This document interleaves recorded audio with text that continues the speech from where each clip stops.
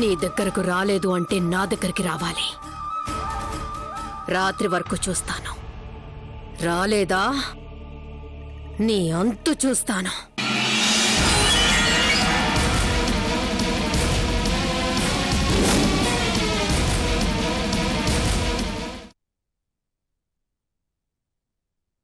దోషం మీ జాతకంలో లేదమ్మా, నా మనసులో ఉంది.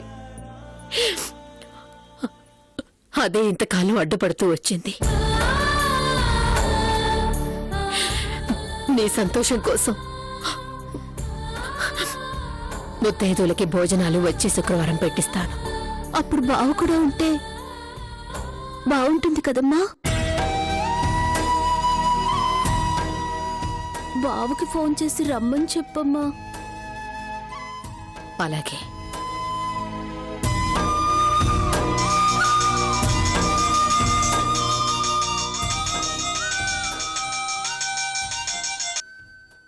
శ్వేత నా దగ్గరికి రాలేదు, మీ దగ్గరికి వచ్చింది అత్తయ్య. ఈ మాట నేను ఫోన్ చేస్తే అడుగుతున్నావా? ఈ ప్రేమలు అభిమానాలు మీ కుటుంబానికి తెలియవని నువ్వు వద్దు అనుకున్నాను.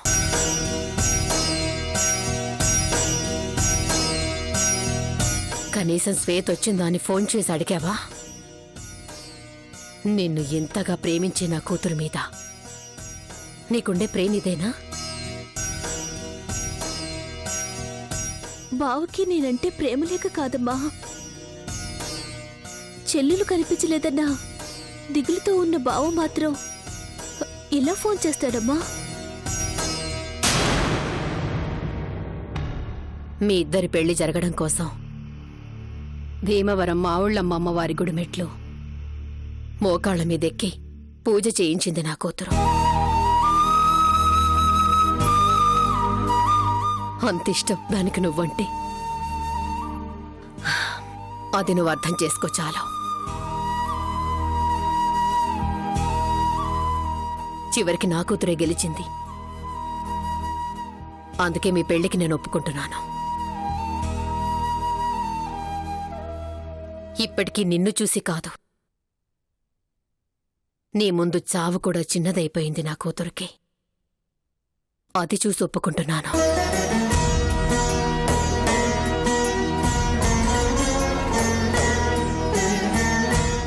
నేనింత మాట్లాడుతున్నాను, అలా మౌనంగా ఉన్నావేంటి? అసలు నీకు శ్వేత అంటే ఇష్టమా కాదా? అదేంటత్తయ్య అలా అంటావు? మా నాన్నిచ్చిన మాటని ఎలా తప్పుతానా? నాన్న మాట మీద చేసుకుంటున్నావు గాని అదంటే ప్రేమతో కాదన్నమాట. ప్రేమతో కూడా ఒప్పుకుంటున్నాను. మాట తప్పవు కదా. ఎందుకత్తయ్య మాటలతో చిత్రహింసలు చేస్తావు? నేను శ్వేతం చేసుకుంటానా? మీ పెళ్లికి ఎలాంటి అవంతరాలు కలగకుండా ఉండడానికి రేపు శుక్రవారం వ్రతం చేయిస్తున్నాను. ముత్తైదులందరికీ భోజనాలు పెడుతున్నాం. అది మీ ఇద్దరి కోసం చేస్తున్న కార్యక్రమం కాబట్టి నువ్వు రావాలి. వస్తావా? అంటే అత్తయ్య, నేను నా చెల్లెల గురించి. కనిపించని చెల్లెల్ని ఇంకా ఏం వెతుకుతావు? కళ్ళ ముందు కనిపించి నా కూతుర్ని ప్రేమగా చూసుకోచాలు. చూడు, ఇక నుండి నా కూతురే కాదు, ఈ ఇంటి బాధ్యత నీదే. ఈ ఇంటి అల్లుడిగా అన్నీ నువ్వే చూసుకోవాలి. ఇంటిని, ఇంటి గౌరవాన్ని, రెండింటిని. శుక్రవారం ఇంట్లో కార్యక్రమానికి మర్చిపోకుండా రావాలి. రావాలి కాదు, వస్తున్నా.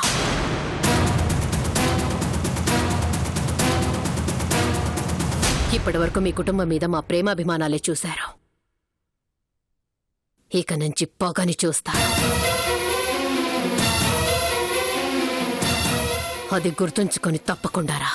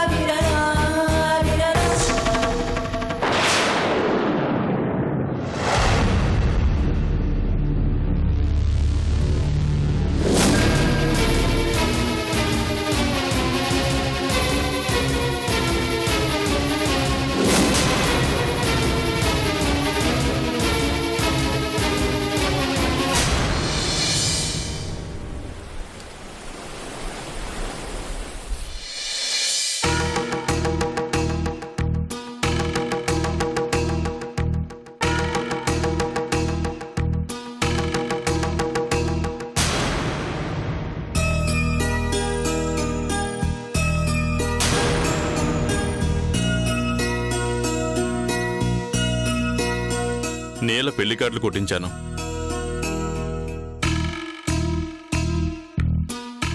మొత్తం నేల పెళ్లి కార్డు దాకా వచ్చింది. చూడవే ఎలా ఉందో.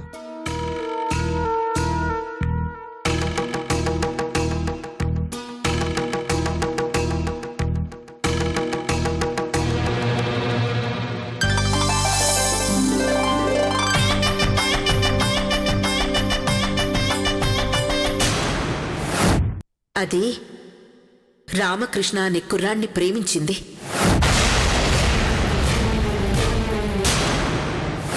చూడు,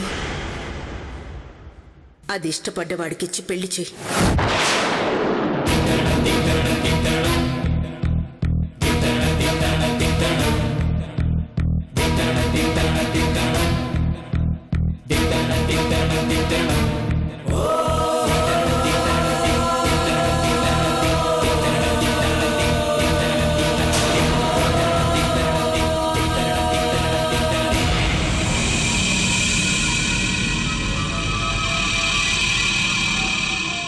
లేలకి మావగారితో పెళ్లి జరిగిపోతే నాకే బాధ ఉండదు. ఇంకా జరగకేముందిరా, పెళ్లి అయిపోయినట్టే.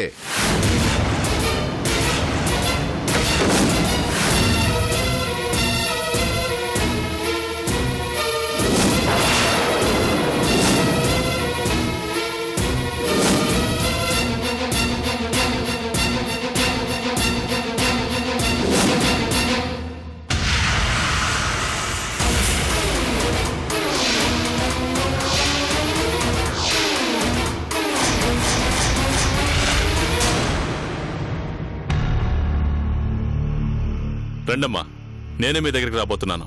దండాలమ్మా. దండాలు. రెండమ్మా. బసవా, కుర్చీ ఆ, తీసుకురా. నేను కూర్చోడానికి రాలేదు. ఏంటి పెళ్లి పత్రికలు పట్టుకోనున్నా? ఆ, నేల పెళ్లికి పత్రికలు కొట్టించాను, చూడండి.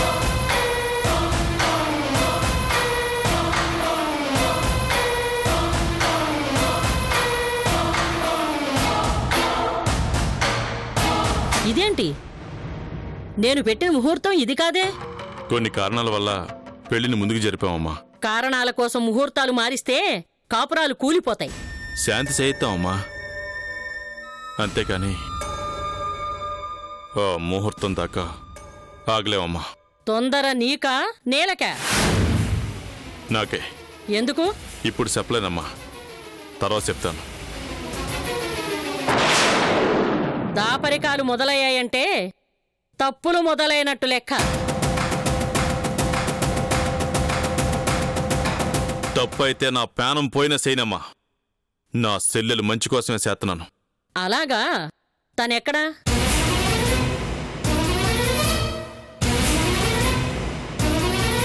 నీలా, నీలా, నీలా లేదా?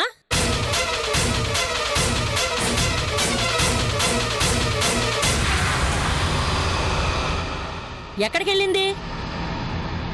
టీచర్ ట్రైనింగ్ అని పట్నం పోయిందమ్మా, పెళ్ళికొచ్చేస్తుంది. ఆహా, పెళ్లి పనులు జరుగుతుంటే పెళ్లి కూతురు లేకపోవడం ఏంటి? తప్పలేదమ్మా.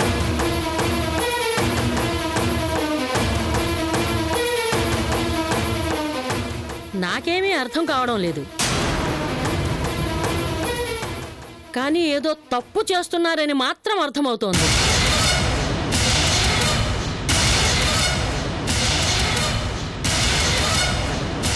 ఇదిగో బాబు, ఇలారా.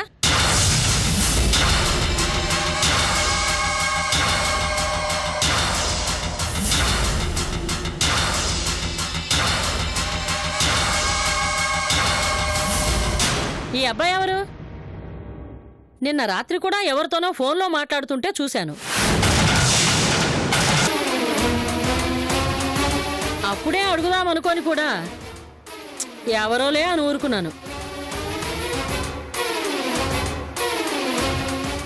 అది వాళ్ళ సెల్లులు కనిపించట్లేదని వెతుకుతూ మనూరు వచ్చాడు. ఎక్కడో ఉండటం ఎందుకని మన ఇంట్లోనే ఉండమన్నాను. కనిపించిందా?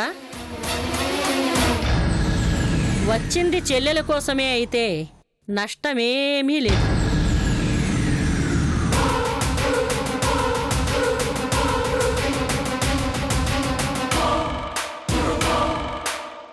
సావిత్రి,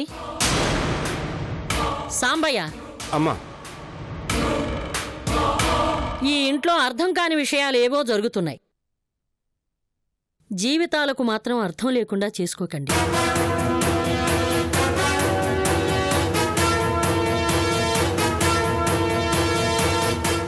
వస్తా.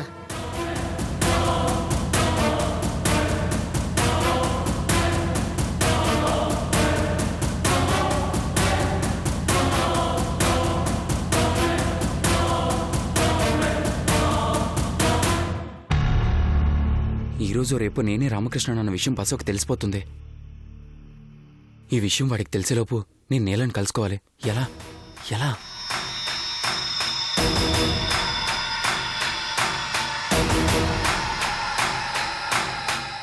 ఎస్, ఈ పెళ్లి శుభలేఖలు చూపించడానికి బస్సు నేల దగ్గరికి వెళ్తాడు. వాడిని ఫాలో అయితే నేల ఎక్కడుందో తెలుసుకోవచ్చు. కానీ వాడిని ఫాలో అవుతూ కంటపడితే చంపేస్తాడే.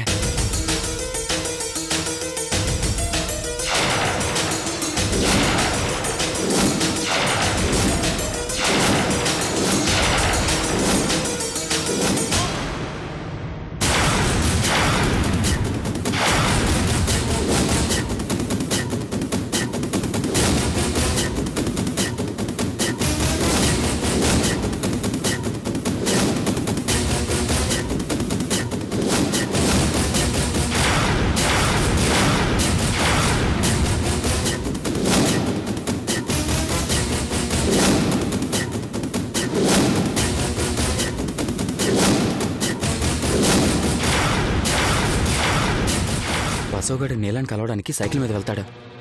వాడికి తెలియకుండా వాడి సైకిల్కి డబ్బీ కడితే ఈ ముగ్గు జారుతుంది, నాకు మార్గం దొరుకుతుంది. దాన్ని బట్టి నీళ్ళు ఎక్కడుందో తెలుసుకోవచ్చు.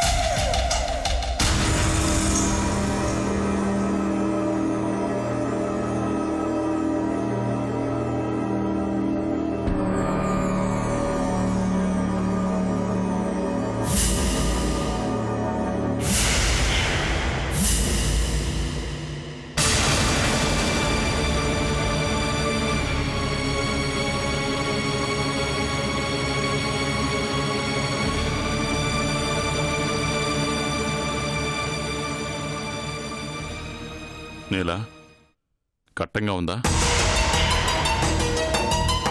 నా కష్టంతో పనేముంది? నీకిష్టంగానే ఉందిగా.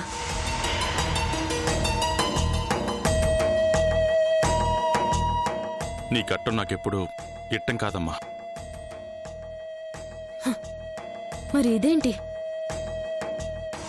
పరాయి దాన్ని దాచిపెట్టినట్టు సొంత చెల్లెల్ని దాచిపెట్టడం ఏంటి?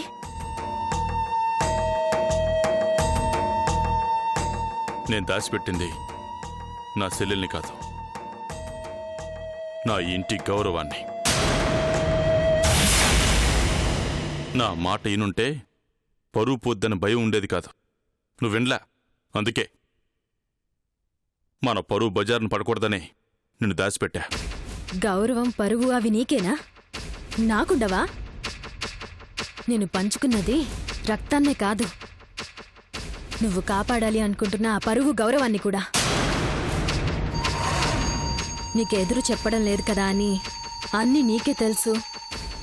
ఇంటి గురించి నువ్వు మాత్రమే ఆలోచిస్తున్నావు అనుకుంటున్నావేమో. మగాడు మోసేది ఇంటి బరువు బాధ్యతల్ని మాత్రమే. ఇంటి గౌరవాన్ని మోయాల్సింది, మోసేది ఆడదే.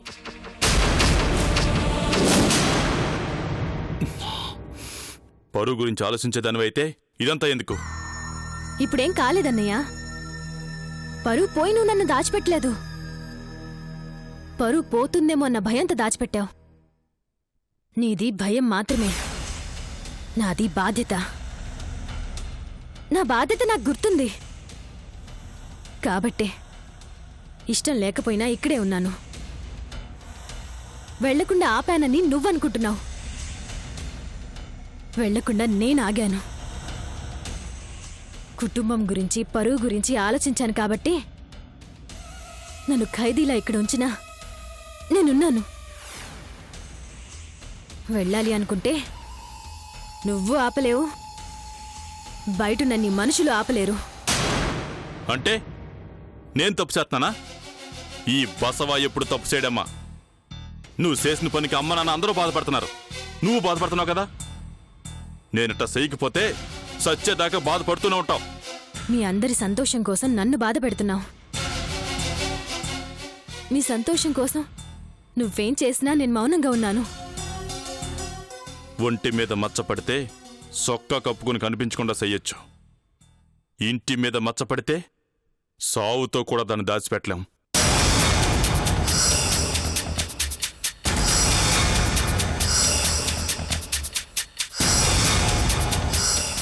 నువ్వెక్కువ రోజులు ఇక్కడ ఉండాల్సిన పని లేదు.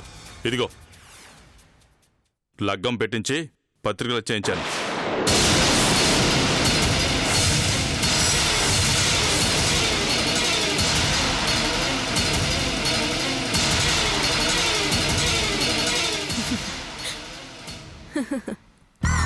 ఎందుకే నవ్వుతున్నా? అన్నీ చేసి ఆఖరికి పత్రికలు తెచ్చి చూపిస్తుంటే అంతా నువ్వు చేసుకుందేగా. లేదంటే నీకు తెలియకుండా ఏమన్నా చిన్న పని చేశానా? తెలియాల్సినవి తెలియకుండా చేస్తున్నావు కదన్నయ్యా.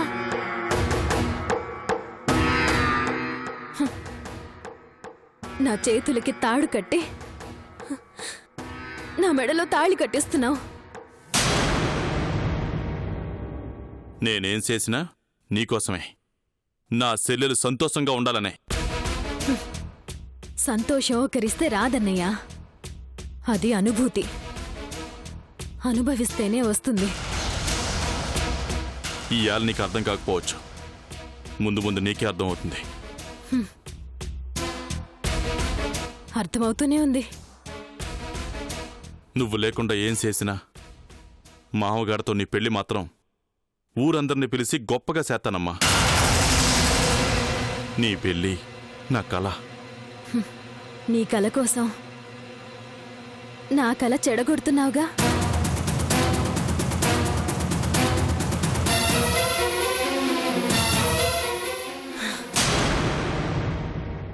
ఒకసారి కృష్ణప్రసాద్తో మాట్లాడించు.